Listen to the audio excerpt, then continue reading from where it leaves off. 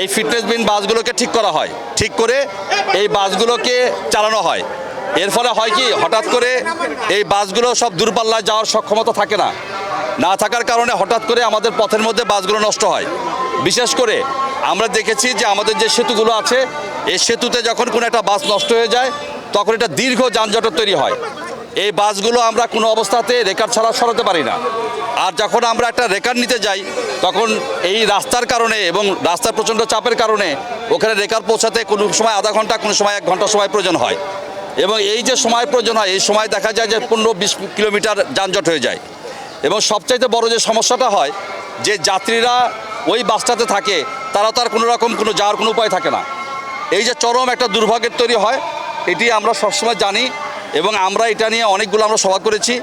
বিশেষ করে আমাদের কয়েকদিন আগে আমাদের একটা সভা হয়েছে মন্ত্রণালয়ে, সেখানে আমাদের মাননীয় যোগাযোগ মন্ত্রী মহোদয় ছিলেন, আমাদের যোগাযোগ প্রতিমন্ত্রী মহোদয় ছিলেন এবং আমাদের এমপি মহোদয় অ্যাডভোকেট শিমুল বিশ্বাস স্যার ছিলেন। এবং সবাই আমাদেরকে যে নির্দেশনা দিয়েছেন যে আমরা এবার অবশ্যই এই জিনিসগুলো অত্যন্ত সিরিয়াসলি নিব।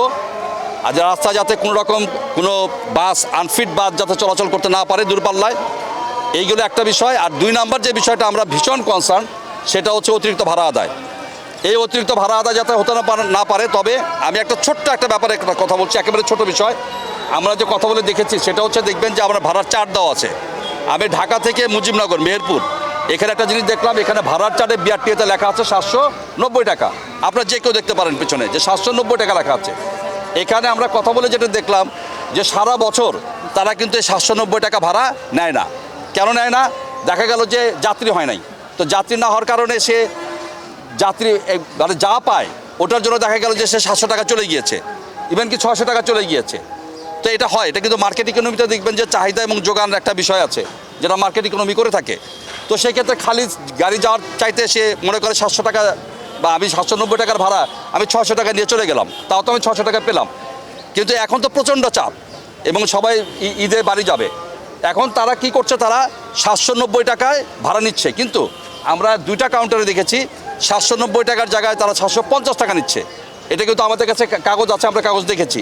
750 টাকার মতো নিয়েছে, জিআর নিয়েছে এটা, এবং যে পূর্বাশা এটা নিয়েছে, এই কাজটা করেছে। এখন এটাকে আমরা অ্যাপ্রিসিয়েট করি যে ভাড়াটা বিআরটিএ নির্ধারণ করে দিয়েছে, সেই ভাড়াটা যেন সবাই আদায় করে। এবং এটা আমাদের কাছ থেকে স্পষ্ট মেসেজ। আমাদের যোগাযোগ মন্ত্রী কিন্তু স্পষ্টভাবে বলেছে যে যদি এই উপলক্ষে বিআরটিএ নির্ধারিত ভাড়া, আপনাদের কিন্তু একটা বিষয় বুঝতে হবে যে 2টা ভাড়া কিন্তু চলে। একটা হচ্ছে বিআরটিএ বলে দিয়েছে ভাড়া, আর আরেকটা ভাড়া হচ্ছে সে সাধারণ সময় তার চেয়ে কম নিত, কিন্তু এই বিআরটিএ নির্ধারিত ভাড়ার বাইরে 1 টাকাও নিতে পারবে না। সুতরাং 790 টাকার ভাড়া যদি কেউ 10 টাকা বাড়িয়ে 800 টাকা করে, তাতেও কিন্তু সে অন্যায় করবে এবং আমরা কিন্তু ব্যবস্থা নিব।